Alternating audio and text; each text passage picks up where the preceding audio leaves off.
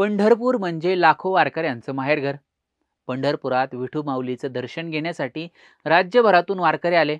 आता पंढरपूर वारी पार पडली, पण पुढची वारी विधानसभेची. पंढरपूर मंगळवेढा मतदारसंघ लोकसभेच्या वेळी बराच चर्चेत आला होता. भाजप आणि काँग्रेसमध्ये स्थानिक नेते आपल्यासोबत घेण्यासाठी चढाओढ लागली होती. अभिजित पाटलांनी ऐनवेळी शरद पवारांची साथ सोडून भाजपची साथ धरली. विठ्ठल सहकारी साखर कारखान्यावर झालेल्या कारवाईनंतर त्यांनी भाजपची वाट धरली. शिवाय त्यांना विधानसभा भेटेल अशाही चर्चा रंगल्या. पण भाजपचे समाधान आवताडे इथून आमदार आहेत, पण या जागेसाठी इच्छुकांची फार मोठी गर्दी आहे. आघाडीकडून काय आणि युतीकडून काय, एका जागेसाठी बऱ्याच लोकांमध्ये चढाओढ आहे. पण पंढरपूर मंगळवेढा मतदारसंघाचं गणित नेमकं काय आहे? कोण कोण इच्छुक आहेत? समाधान आवताडे यांच्या विरोधात महाविकास आघाडीकडून कोण लढणार, की युतीतूनच त्यांना विरोध होईल? यावरच या व्हिडिओच्या माध्यमातून सविस्तर चर्चा करूयात. नमस्कार, मी Prashant, Times of Democracy TOD मराठीच्या आखाडा विधानसभेच्या या विशेष भागात आपल्या सगळ्यांचं मनापासून स्वागत. पंढरपूर मंगळवेढा मतदारसंघातून भारत बेलके सलग 3 वेळा आमदार राहिले होते, पण 2020 मध्ये त्यांचं निधन झालं.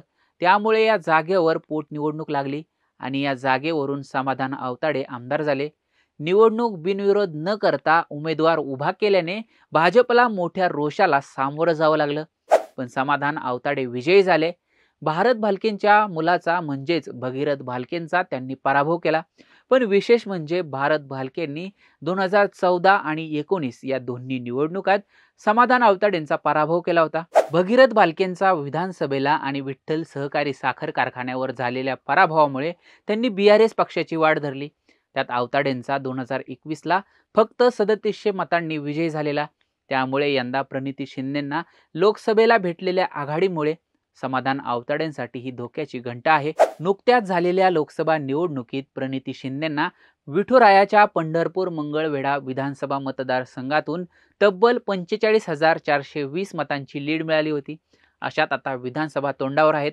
त्यामुळे आगामी विधानसभा निवडणुकीसाठी या मतदारसंघात इच्छुकांची गर्दी चांगलीच वाढली असं दिसत आहे.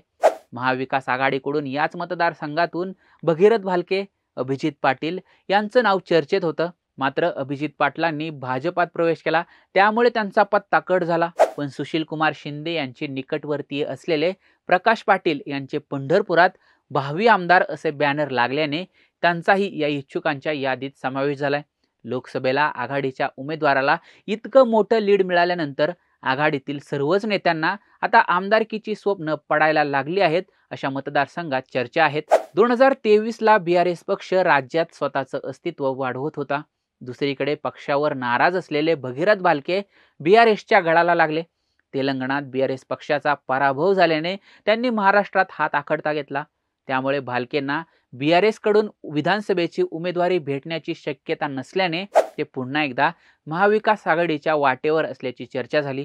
यातूनच अलीकडेच झालेल्या लोकसभा निवडणुकीत भालकेंनी काँग्रेसच्या उमेदवार प्रणिती शिंदे यांचा प्रचार केला.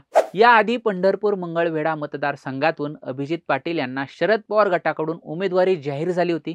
मात्र लोकसभा निवडणुकीत कारखान्यावरील झालेली कारवाई मागे घ्यावी यासाठी अभिजित पाटलांनी शरद पवारांची साथ सोडून भाजपला पाठिंबा दिला होता.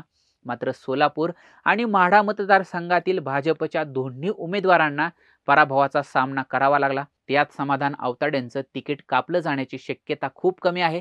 त्यामुळे अभिजित पाटील पुन्हा एकदा शरद पवार गटात प्रवेश करून उमेदवारीवर दावा करतील अशा चर्चा आहेत. सध्या या जागेसाठी अनेक इच्छुक आहेत.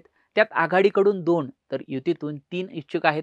आमदार समाधान आवताडेंचं तिकीट निश्चित मानलं जात असलं तरी त्यांच्या 2021च्या विजयाचे आणि लोकसभेत मिळालेल्या पिछाडीमुळे भाजप यंदाच्या विधानसभेसाठी प्रशांत परिचारक यांच्या नावाची चाचपणी करत असल्याची चर्चा आहे. त्यातच अभिजित पाटील यांनीही विधानसभा लढवायचीच असा चंग बांधलाय. पण कारखान्यावरील कारवाईने त्यांचे हात दगडाखाली आहेत असं राजकीय विश्लेषकांचं मत आहे. दुसरीकडे राष्ट्रवादीच्या भूमिकेकडे सगळ्यांचं लक्ष लागून आहे. राष्ट्रवादीच्या कल्याण काळेंनाही आमदार होण्याची इच्छा आहे. त्यामुळे महायुतीत वाद होण्याची शक्यता आहेत. महाविकास आघाडीत या जागेसाठी सध्या तरी भगीरथ भालकेंची उमेदवारी निश्चित मानली जाते. पण अजूनही त्यांनी BRS पक्षाचा राजीनामा दिलेला नाहीये. अशात ते राष्ट्रवादीत प्रवेश करतील का हे पाहणंही महत्त्वाचं असेल.